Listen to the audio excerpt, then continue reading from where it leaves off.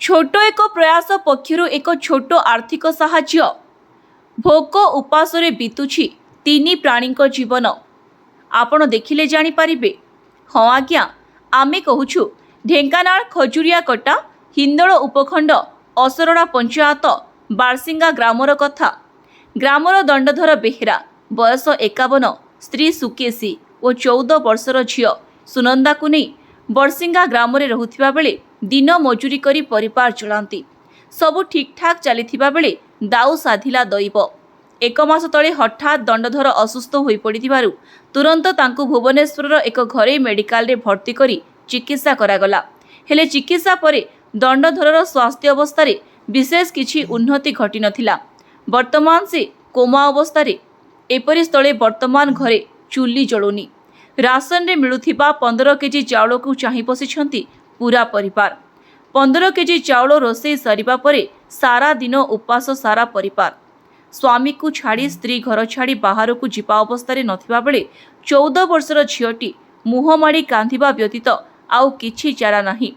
बिजु स्वास्थ्य कार्ड रे घरे मेडिकल रे चिकित्सा परे औषध किनिबाको पैसा नथिबा बेले बाड़ी अगणारे एक मशाणी रे पड़ी रहिछि दंडधर। रोषेई करिबाको जाळेनी नथिबा बेले बहुत दयनीय अवस्था रे कटुछि तीन प्राणी जीवन। छोट एक प्रयास दुखी परिवार को 3000 टंकार आर्थिक सहयोग प्रदान करिबा सह प्रशासन तुरंत एही गरीब परिवार को सहायता प्रदान करिबाकू साधारण रे दाबी होछि।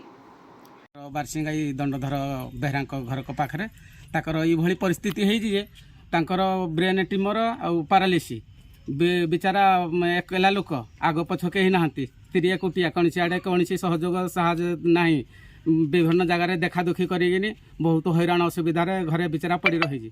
एणु किसी सरकार तरफ किसी सहायता सहयोग मिले बेचारा भल हो जाता जहाँ किसी ता स्त्री आ गोटे छोटिया झी अच्छी सी खुशी रही पारता। एणु तार परिस्थिति तो बहुत कहले ता संभवपर हे ना।